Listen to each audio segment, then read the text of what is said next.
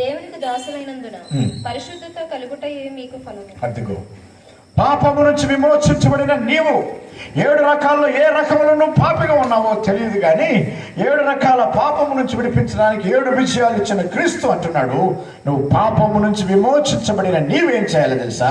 పరిశుద్ధత కలుగుటయే దాని ఫలము. దాన్ని ఆత్మ ఫలము అంటారు. పరిశుద్ధ కలుగుటయే ఫలము, అది ఆత్మ ఫలము. If salvation is the route, sanctification is the fruit. రక్షణ గనక ఒక వేరు లాంటిదైతే ఆ వేరులో నుంచి, చెట్టులో నుంచి ఏం రావాలి? ఫలం రావాలి. ఆ ఫలం ఏమవుతుంది? పరిశుద్ధత. పరిశుద్ధంగా జీవించాలి. పరిశుద్ధంగా జీవించు.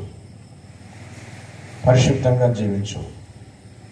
1 కొరింథీ 6:19 1 కొరింథీ 6:19 మీరు మీ సొత్తు కారు, దేవుని వలన మీకు అనుగ్రహింపబడి. 1 కొరింథీ 6:19 20 ఈ దేహము దేవుని వలన మీకు అనుగ్రహింపబడు మీలోనున్న పరిశుద్ధాత్మకు ఆలయమై ఉన్నదని మీరు ఎరుగరా? మీరు మీ సొత్తు కాదు, విలువ పెట్టి కొనబడిన వారు కనుక మీ దేహంతో దేవుని మహిమపరచండి. మీరు మీ సొత్తు కారు.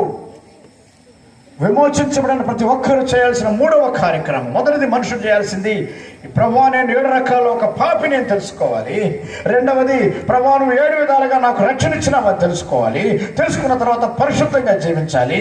పరిశుద్ధంగా జీవించటంలో మీరు మీ సొత్తు కారు, విలువ బట్టి కొనబడ్డవారు కావున దేహముతో, ఈ దేహంతో దేవుణ్ణి మహిమపరచండి. మహిమపరచండి. మీరు మీ సొత్తు కారండి. మహా గొప్ప విలువైన పరిశుద్ధ రక్తము, దేవుని క్రీస్తు యొక్క రక్తము విలువ చెల్లించాడు. అది ఎంత విలువైనది! ఎంత విలువైనదంటే అది ఆయన పెట్టిన విలువైన రక్తము ద్వారా చెల్లిస్తే నువ్వెట్లా వాడుకుంటావు?